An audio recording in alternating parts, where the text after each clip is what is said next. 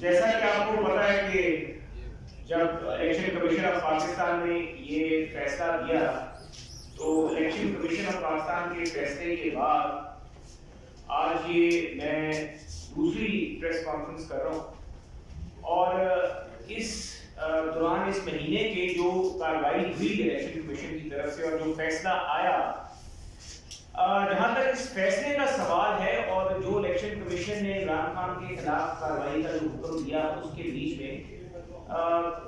ہماری نظر میں ہم جو ممبران قومی اسمبلی جو ریفرنس لے کر الیکشن کمیشن آف پاکستان جو ہمارا ریفرنس اسپیکر صاحب نے بھجوایا اس کے مطابق تو عمران خان جو تھے انہوں نے اپنے حلف نامے حلفیہ جھوٹ بولا۔ جو بندہ کہتا تھا کہ میں صادق اور امین ہوں، وہ صادق اور امین ایک جھوٹا حلف نامہ اپنے گوشواروں میں دے رہا ہے، حلف دے رہا ہے جھوٹا، اور جب جھوٹا حلف دیا جائے تو آرٹیکل 63 62 اٹریکٹ ہو جاتے ہیں دستور پاکستان 1973 کی، اور اس کے نیچے جہاں تک مس ڈیکلیریشن کا سوال ہے، یہ قانونی بات ہے کہ مس اسٹیٹمنٹ اور مس ڈیکلیریشن میں کیا فرق ہوتے ہیں۔ میں مختصر آپ کو بتا دوں کہ مس ڈیکلیریشن اوتھ پہ جھوٹ بولنا ہوتا ہے، یعنی کہ آپ حلف دے رہے ہوں کہ جو حقائق یا جو انفارمیشن آپ دے رہے ہیں وہ انفارمیشن درست ہے، لیکن آپ جھوٹا حلف دے رہے ہیں۔ تو عمران خان نے اپنے گوشواروں میں جھوٹا حلف دیا، اور جھوٹا حلف دینے کے بعد جو سزا ہمارے خیال سے بنتی تھی، اور ہم ممبر قومی اسمبلی جو پی ڈی ایم جماعتوں کے تھے، ہمارا خیال تھا کہ عمران خان کو 62(1)(f) کے نیچے تاعمر تاحیات نااہلی ہونی چاہیے، کیونکہ الیکشن کمیشن آف پاکستان جو اپنے اختیارات استعمال کر رہا تھا وہ ایک کانسٹیٹیوشنل جورسڈکشن تھی الیکشن کمیشن آف پاکستان، اور اس کے بعد جو ان کو ڈی سیٹ کیا گیا اور ڈی سیٹ کر کے میاں والی کی سیٹ سے ڈی سیٹ کر دیا گیا، ہمارا خیال یہ تھا اور ہم یہ سمجھتے تھے کہ یہ تاحیات نااہلی کا کیس تھا، اور عمران خان کے خلاف تاحیات نااہلی بنتی تھی کیونکہ اس نے مس ڈیکلیریشن کی تھی، اور الیکشن کمیشن آف پاکستان ایک ٹرائبیونل کی حیثیت میں کانسٹیٹیوشنل جورسڈکشن ایکسرسائز کر رہا تھا، اور الیکشن کمیشن آف پاکستان ہمارے لیے قابل احترام، ٹھیک ہے انہوں نے فیصلہ کر دیا، اب آگے کارروائی چل رہی ہے، تو یہ تاحیات نااہلی کا کیس تھا۔ اب اس تاحیات نااہلی کے کیس میں آپ دیکھیں بعد میں جو حقائق اس گھڑی چور کے قوم کے سامنے آ رہے ہیں کہ ایک طرف تو پتہ چل رہا ہے کہ جھوٹ اس انتہا کا بولا گیا، اربوں روپے کی جو گھڑیاں تھیں،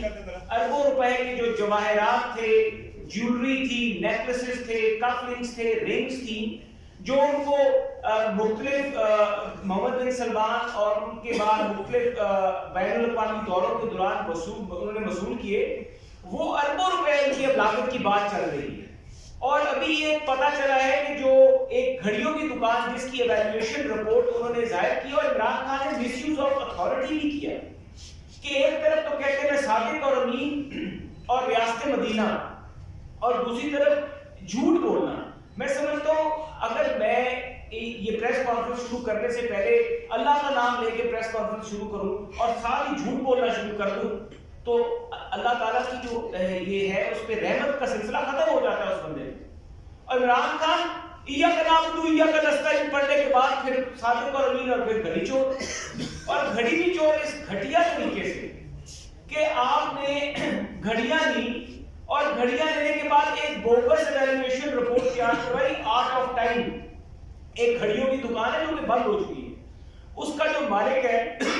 محمد شفیق نے 2018 سے 2022 تک جو اس کا پورا ٹیکس بنتا ہے وہ کوئی 1.2 ملین اتنا ٹیکس بنتا ہے،